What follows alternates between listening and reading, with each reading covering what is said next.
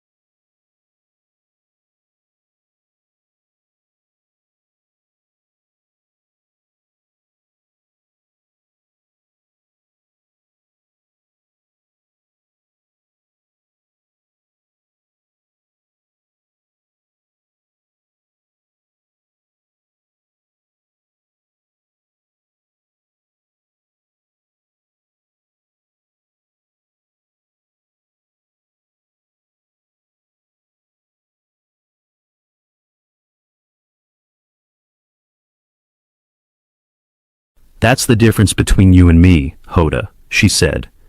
You're trained to frame things. I'm done packaging my experience in a way that keeps everyone else comfortable. There it was again, a subtle jab, wrapped in a compliment-shaped sentence. For a half beat, Hoda didn't respond. The camera cut briefly to a wide shot, capturing both women, the microphones, the rounded chairs, the blue tray on the table between them, like a quiet referee. Somewhere behind the cameras, a producer shifted nervously. Hoda exhaled, slow and steady. Let's talk about Harry for a second, she said, because a lot of people see the two of you as a team, making these decisions together. When you look at him now, outside of that royal framework, what are you proudest of in his journey? It was a generous pivot, a chance for warmth. Meghan's answer, however, came out like a subtle reprimand. Harry's not a project, she said. He's not a charity case that I rescued from some tragic narrative. I didn't say that, Hoda replied softly. No, Meghan conceded, but that's how many people frame it. Oh, look at Harry, finally free because of her. As if he didn't have agency. As if he didn't choose this life. Her gaze sharpened. He chose me, and he chose our family. And frankly, I think people underestimate him when they cling to the idea that he was somehow dragged into a better life. Hoda nodded. So what are you proudest of? Meghan hesitated, then shrugged lightly. That he walked away, she said. That he stopped living for people who only ever wanted to control him. That he stopped playing the mascot in someone else's institution.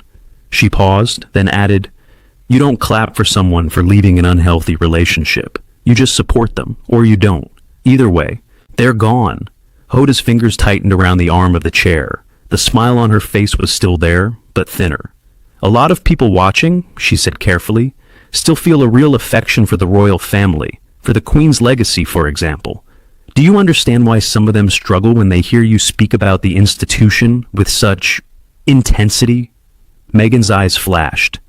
Intensity is what people call it when a woman refuses to shrink, she said. I'm not here to help them manage their nostalgia. The atmosphere shifted. The warmth of the set no longer felt cozy. It felt stifling.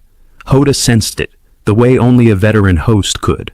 The invisible line had been crossed, not by a dramatic outburst, but by a steady drip of contempt.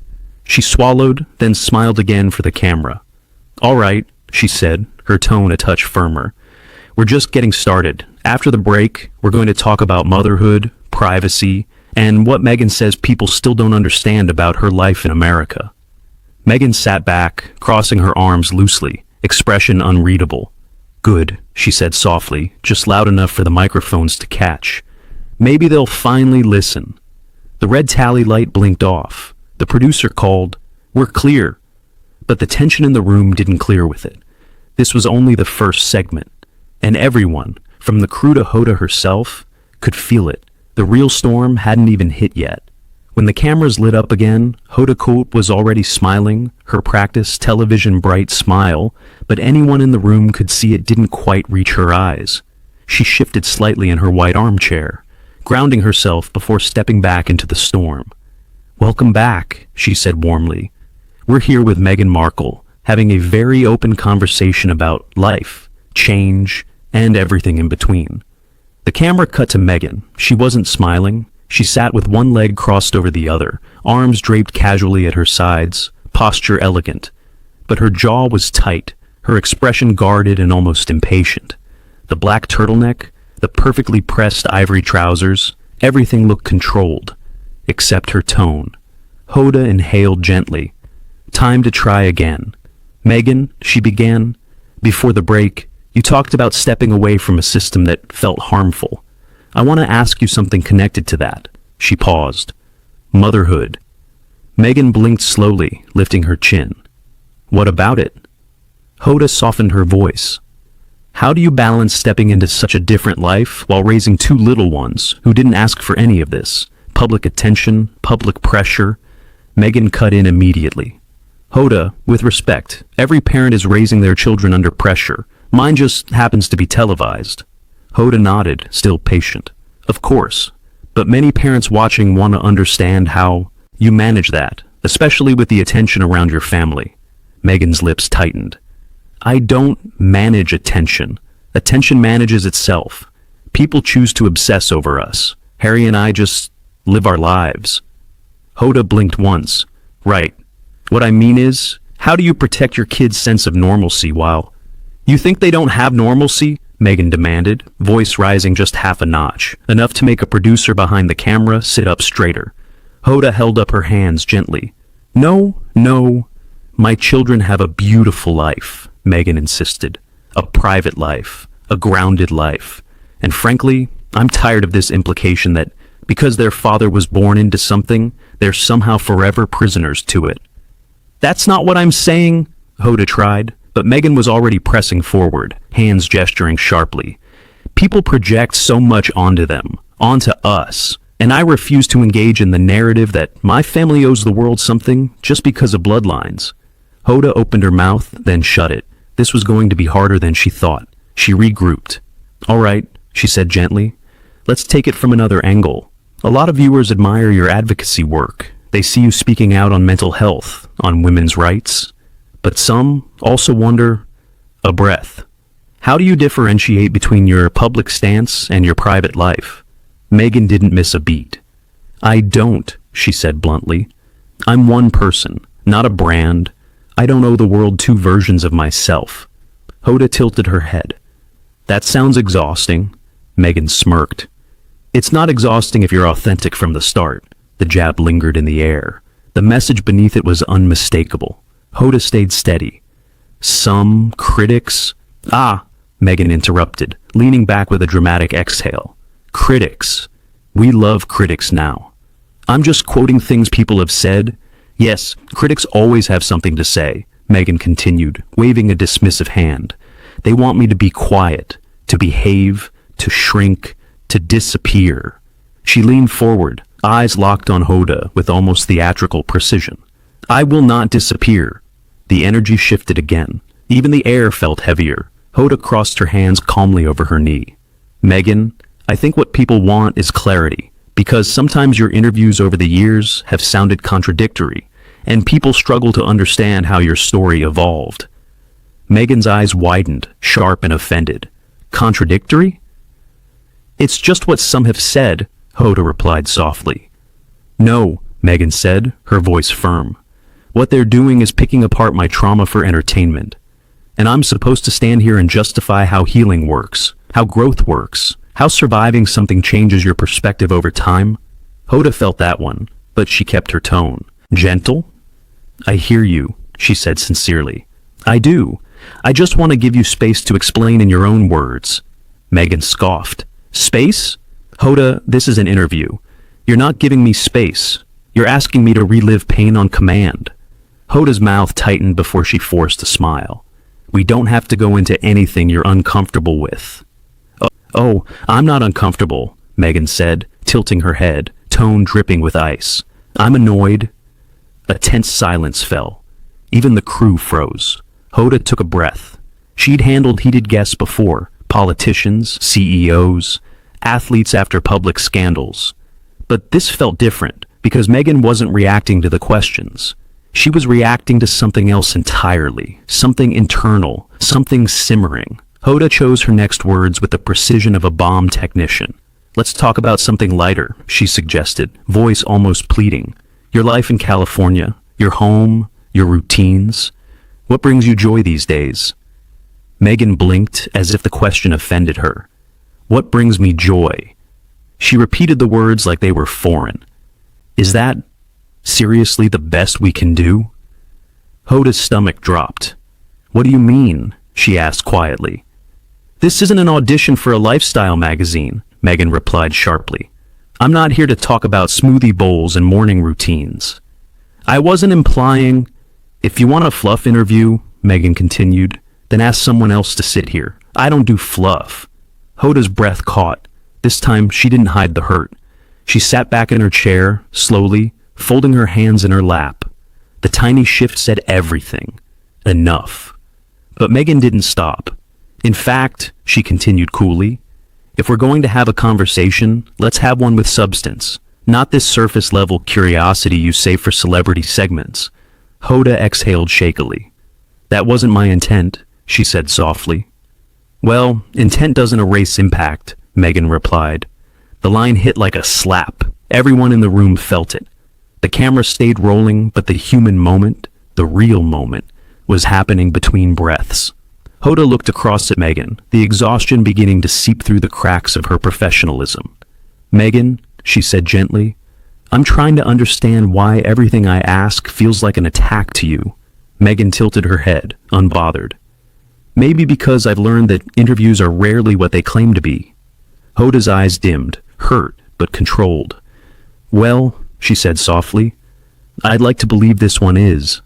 Meghan didn't respond. She simply crossed her arms and stared forward, waiting for the next question like it was another battle she'd already planned to win.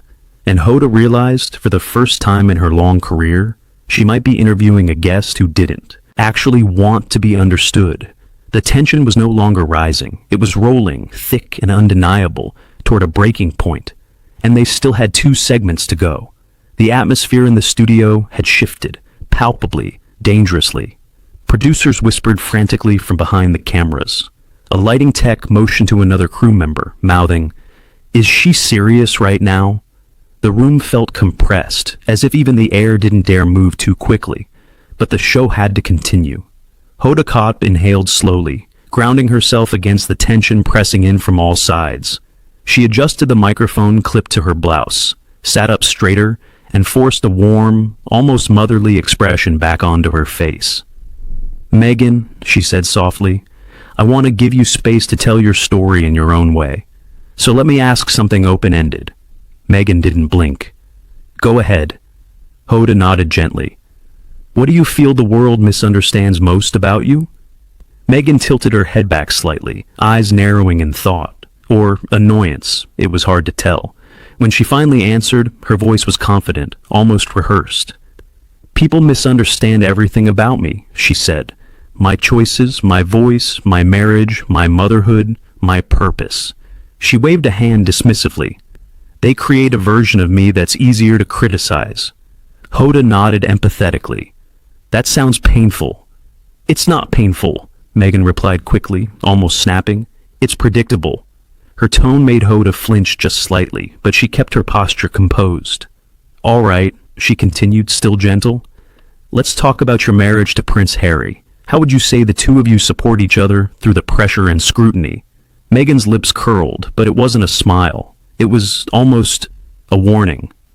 People are obsessed with our marriage, she said. They treat us like characters in a show rather than human beings.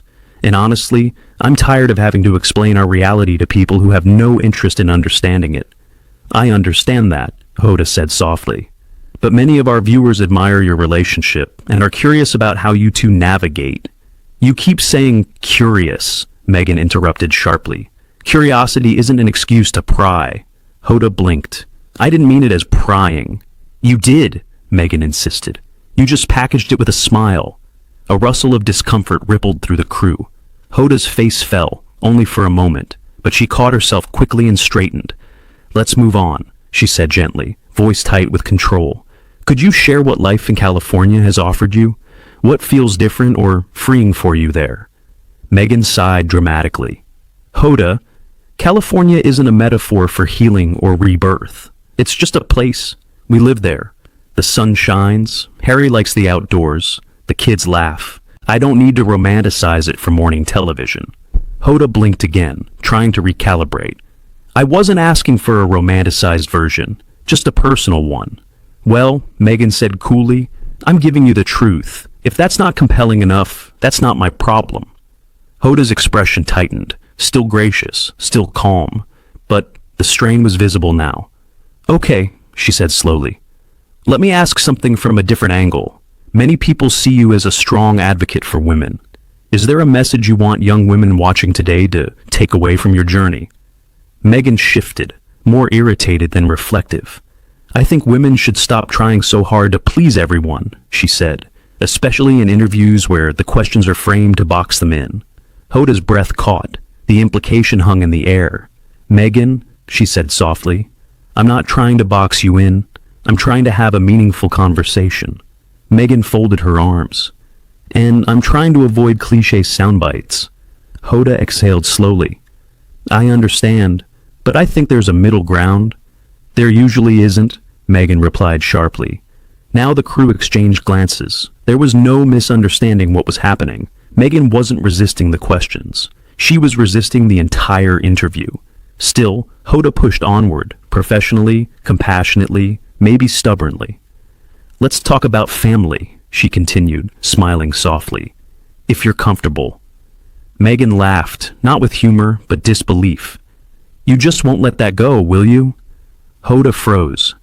What do you mean? You keep circling back to my family, Meghan said. It's transparent, and frankly boring. Hoda's cheeks pinked with embarrassment. I'm asking because people are invested in your story, Meghan. Well, Meghan retorted, maybe they shouldn't be. Silence. Not a quiet silence. A stunned, heat-filled, everyone holding their breath silence. Hoda's voice softened to a whisper. Meghan, why are you here today? That question landed like a stone dropped into water. Meghan blinked, clearly taken aback. What? I'm asking sincerely, Hoda said gently. Because it feels like you don't want to be here. Meghan's expression hardened instantly. Oh, I'm sorry, she said, voice dripping with cold sarcasm. I didn't realize I needed to perform gratitude for being invited into a room with beige furniture and polite questions. Hoda's face went still. Producers went pale. Someone whispered, "Oh my God." But Hoda remained composed, quiet, steady, deeply hurt. All right, she said softly. Let's take one last question. Meghan leaned back, arms crossed tightly. Fine. Hoda's voice wavered slightly, but she forced strength into it. You've talked about feeling misunderstood, feeling silenced, feeling misrepresented. A pause. But Meghan, do you think, even a little, that some of that comes from moments like this? When people try to give you space and instead of connecting, you push them away? Meghan's eyes hardened. She leaned forward just slightly, voice low and icy. No, Hoda. Moments like this are exactly why I protect myself. Hoda nodded, lips pressed tightly together. I see, she said quietly. And in that moment, the studio transformed, not into an interview set, but into a battlefield of composure versus confrontation. Hoda Kotb, America's warm morning show soul, was staring at a guest who had no interest in warmth at all. And Meghan Markle, rigid, defiant, unimpressed, had no idea how close she was to pushing Hoda beyond the breaking point. The explosion was coming, and when it arrived, it would not be quiet. The studio felt like it had slipped into a slow, suffocating spin. Every crew member frozen behind their cameras, every producer holding their headset in both hands as if bracing for impact. The air didn't just feel tense now, it felt dangerous. Meghan sat back in her chair, arms folded, chin raised, exuding an icy confidence that made everyone else instinctively shrink. Hoda Kotb, on the other hand, was holding herself together with sheer professionalism, a thin thread that was fraying with every passing second. But she still tried. She always tried. Hoda cleared her throat softly. Meghan, let's reset for a moment, she said calmly.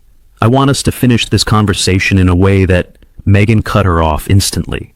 In a way that makes you comfortable, you mean? Hoda blinked. That's not what I'm saying. Of course it is, Meghan scoffed.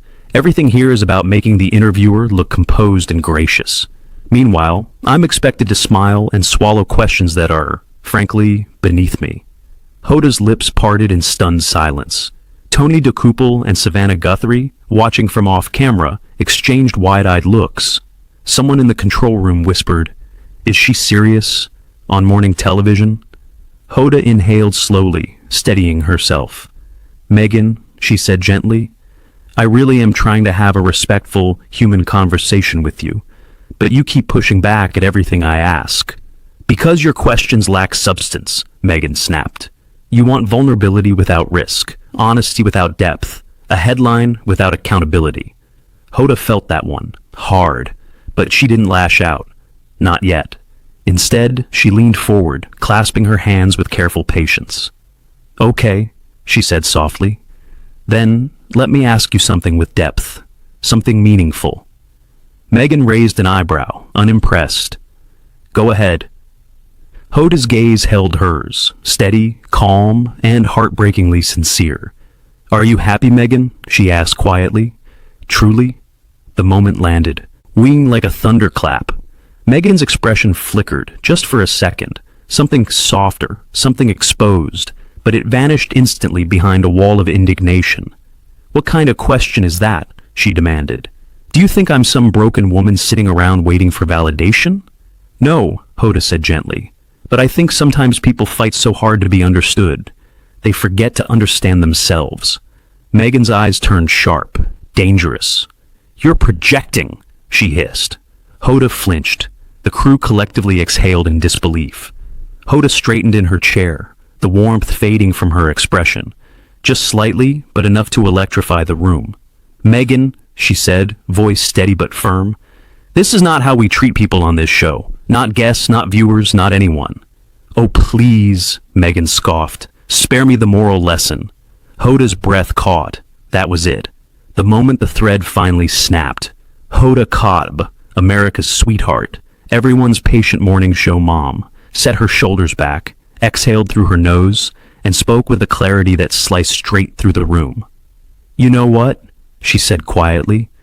"No, we're not doing this anymore." Meghan blinked, hard. "Excuse me?" Hoda continued, her voice calm but resolute. "I invited you here to share your voice, your story, your perspective. But instead, you've treated every question like an attack. You've dismissed the viewers, you've insulted the show, and you've spoken to me." She paused, with an unkindness I absolutely will not accept. Meghan looked stunned, but quickly masked it with anger. "I'm setting boundaries," she snapped. "You should respect that." Hoda shook her head softly. "There's a difference between boundaries and hostility." Silence. Pure, stunned silence. Hoda then turned slightly toward the camera, something she rarely ever did mid-interview. "Out of respect for our viewers," she said clearly, "and out of respect for this platform, we're going to end the interview here." Meghan sat up straighter, eyes blazing. "You're ending it?" Hoda met her gaze without flinching. "No, Meghan, I'm asking you to step out."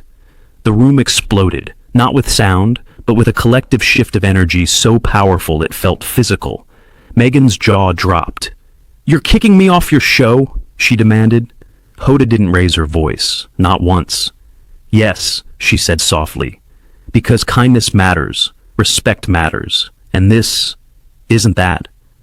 Meghan pushed back from her chair, visibly shaking with anger. "This is unbelievable," she muttered, grabbing her bag. "You know what?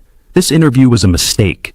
Hoda didn't respond. She simply nodded once, dignified and heartbreakingly composed, as Meghan Markle stormed out of the TOPAY Show studio, heels striking the floor in sharp, furious beats.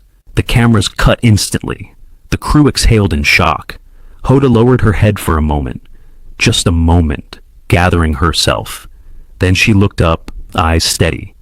To the audience watching at home, she offered 3 quiet words. "We'll be back." Fade out. What do you think?